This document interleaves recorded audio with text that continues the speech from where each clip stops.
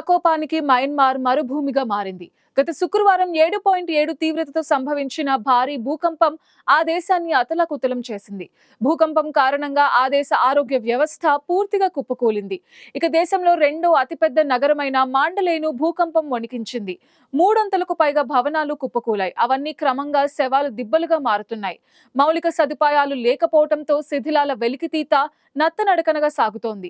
వాటి కింద వేలాది మంది చిక్కుకున్నట్టు స్థానికులు చెప్తున్నారు. భూకంపం సంభవించి 5 రోజులు కావస్తుండటంతో వారు ప్రాణాలతో ఉండే అవకాశాలు దాదాపుగా సన్నగిల్లుతున్నాయి. కుళ్ళుతున్న శవాలతో వీధుల్లో ఇప్పటికే భరించలేనటువంటి దుర్గంధం వ్యాపించింది.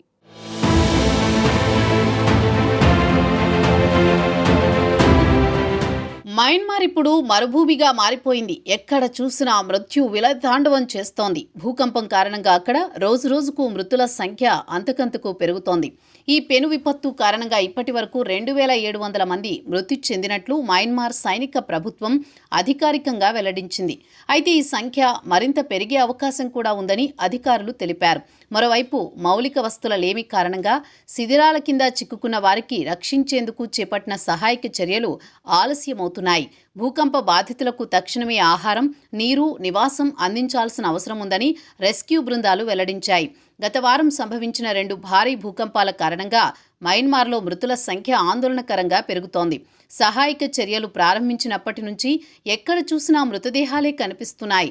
ఇప్పటి వరకు 2700 మంది మృతి చెందగా మరో 4521 మంది గాయపడగా 441 మందికి పైగా ఆచూకీ ఇంకా తెలియరాలేదని అధికారులు వెల్లడించారు. ప్రధానంగా ఈ మరణాలు మయన్మార్ దేశ రాజధాని నేపిడా, రెండో అతిపెద్ద నగరమైన మాండలే నుంచి ఉన్నట్లు తెలుస్తోంది. రెస్క్యూ బృందాలు ఇంకా అనేక భూకంప ప్రభావిత ప్రాంతాలకు చేరుకోలేదని, మరణాల సంఖ్య రెట్టింపయ్యే అవకాశం ఉందని అమెరికా జియోలాజికల్ సర్వే తెలిపింది.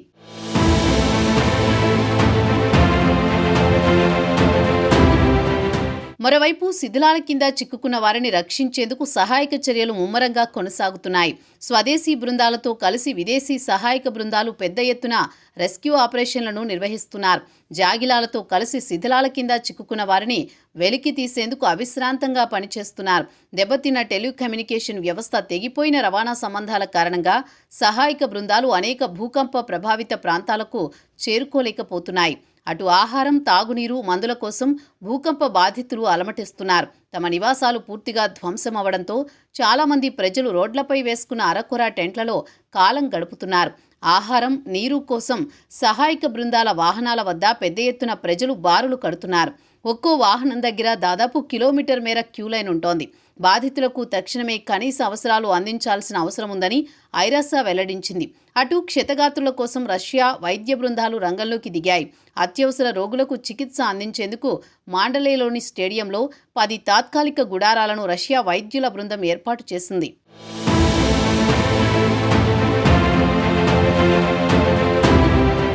ఇదిలా ఉండగా మయన్మార్లో రెండో అతిపెద్ద నగరమైన మాండలేను భూకంపం మరుభూమిగా మార్చేసింది. నగరంలో 300లకు పైగా భవనాలు కుప్పకూలాయి.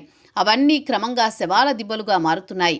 భవనాల కింద వేలాది మంది చిక్కుకున్నట్లు స్థానికులు చెబుతున్నారు. భూకంపం సంభవించి 5 రోజులు కావస్తుండటంతో వారు ప్రాణాలతో ఉండే అవకాశాలు దాదాపుగా సన్నగిల్లుతున్నాయి. కుళ్ళుతున్న శవాలతో మాండలే వీధుల్లో ఇప్పటికే భరించలేనంతటి దుర్గంధం వ్యాపించింది. దీనికి తోడు మంగళవారం సాయంత్రం కూడా మాండలేను మరో భూకంపం వణికించింది. 5.1 తీవ్రత భూమి కంపించడంతో ఇప్పటికే దెబ్బతిని పగుళ్లిచ్చిన చాలా భవనాలు కుప్పకూలాయి.